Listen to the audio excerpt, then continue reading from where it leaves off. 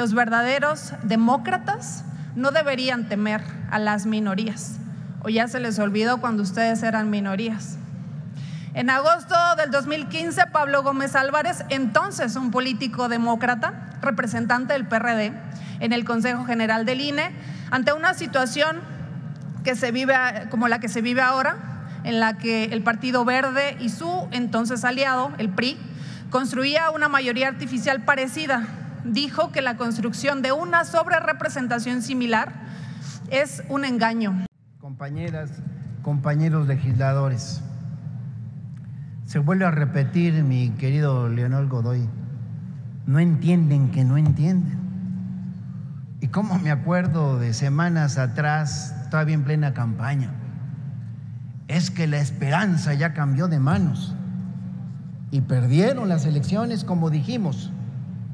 Nosotros sí señalamos en aquel entonces plan C, mayoría calificada, y el pueblo nos la concedió, mayoría calificada.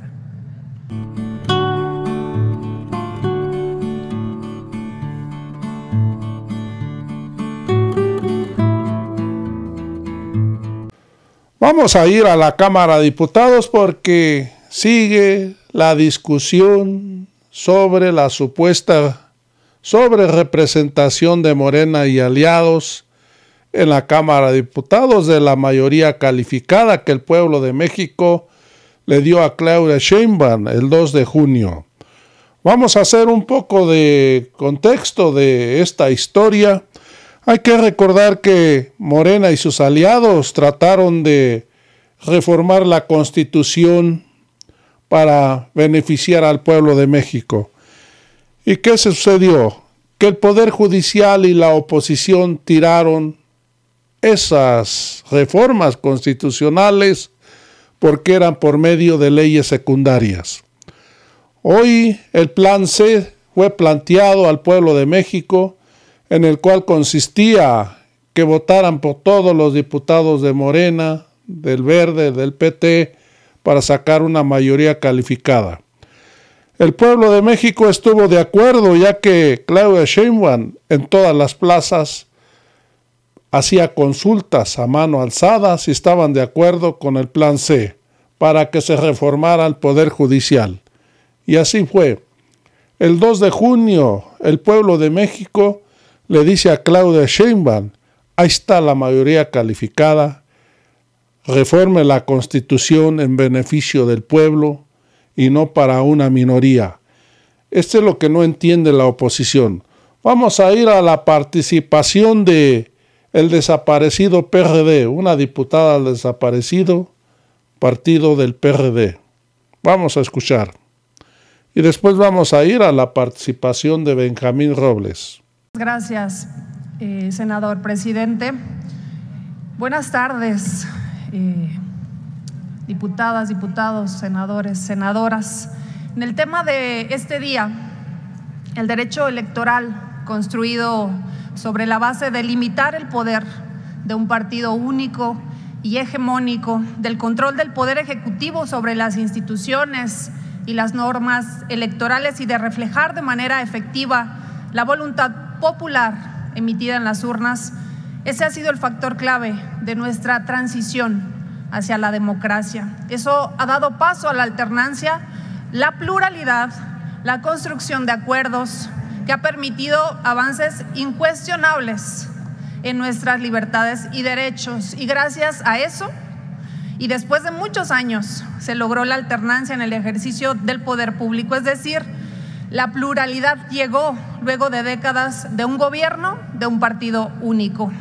El poder cambió de manos, pero los resultados no son un cheque en blanco, no legitiman el desmantelamiento de la pluralidad y el respeto al voto ciudadano, pues como ya se ha argumentado y es lo que está en el debate, nos resulta completamente inaceptable que con una votación de más del 54% de los votos válidos se tenga una representación de más del 74%.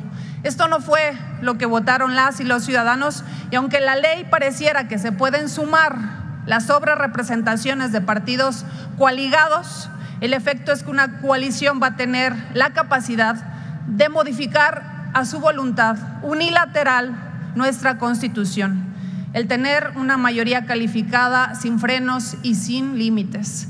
La idea de poner un tope en esa sobrerepresentación fue precisamente no dejar en manos de un partido único, así sea con sus aliados y satélites, el poder para remodelar la ley fundamental. Esto es lo que hoy está en riesgo y es lo que un partido de supuestamente demócratas no debería aceptar. Pero en este debate queda claro que la ambición de poder del grupo en el gobierno no tiene idea ni de esos límites ni de esa responsabilidad. El voto ganado en las urnas les ha dado una representación en nuestro sistema democrático, no un pequeño imperio para hacer lo que quieran y como quieran. Según el artículo 54 de la Constitución en su fracción quinta, para evitar esto se establece que ningún partido puede tener más de 300 diputadas o diputados por ambos principios, así como tampoco puede tener un número de diputados que exceda en más de 8 puntos su porcentaje de votación nacional emitida. Ese tope impide estas mayorías artificiales que no se ganaron en las urnas. Ustedes no tuvieron 2/3 partes de los votos, sino apenas la mitad, y que no se refleja esta correlación de fuerzas en la conformación de las cámaras, está pervirtiendo la democracia en perjuicio de las minorías. Esto ya se interpretó en la Suprema Corte mediante la acción de inconstitucionalidad que derivó una tesis de jurisprudencia que establece que en algunos casos se debe estimular la representación de las minorías, inclusive a costa de las mayorías, para garantizar el ideal de pluralidad y deliberación en los órganos legislativos. Los verdaderos demócratas no deberían temer a las minorías, o ya se les olvidó cuando ustedes eran minorías. En agosto del 2015, Pablo Gómez Álvarez, entonces un político demócrata, representante del PRD en el Consejo General del INE, ante una situación que se vive como la que se vive ahora, en la que el Partido Verde y su entonces aliado, el PRI, construía una mayoría artificial parecida, dijo que la construcción de una sobrerepresentación similar es un engaño, falsifica la Cámara y por ende al Congreso. ¿En qué consistía el engaño? Militantes del entonces PRI, candidateados por el Verde, no contarían como priistas a la hora de calcular el número de diputados plurinominales que le tocarían a cada partido. Esto, advertía Pablo Gómez, le permitiría al PRI evadir la regla constitucional. La diferencia entre el porcentaje de los votos válidos que un partido recibe y el porcentaje de la Cámara que dicho partido controla hubiera superado ese tope del 8%. Esto es lo que pretenden hacer ahora la coalición oficialista y lo presentan como algo legal y legítimo.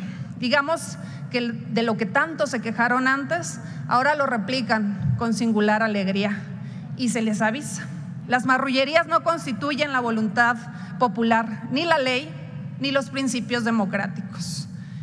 Y para terminar, presidente, ahora es peor porque al alcanzar esta mayoría calificada les va a dar una capacidad prácticamente ilimitada para reformar la Constitución y, de ser así, esa práctica legislativa, la misma que han tenido en el pasado, los costos pueden ser mayúsculos para nuestro país.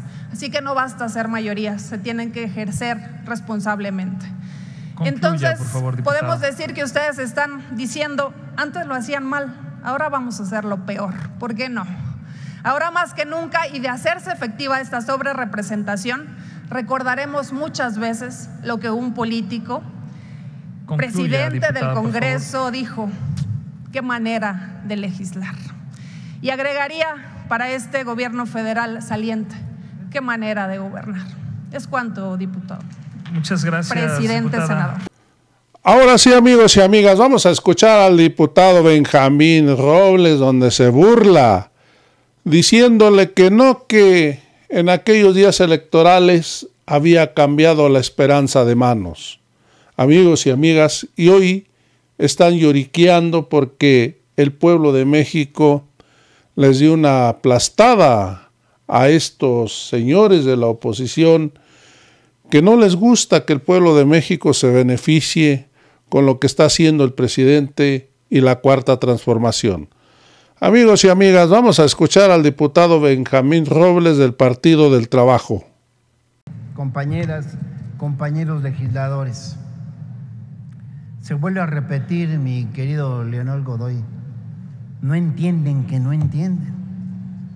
Y cómo me acuerdo de semanas atrás, todavía en plena campaña, es que la esperanza ya cambió de manos y perdieron las elecciones, como dijimos.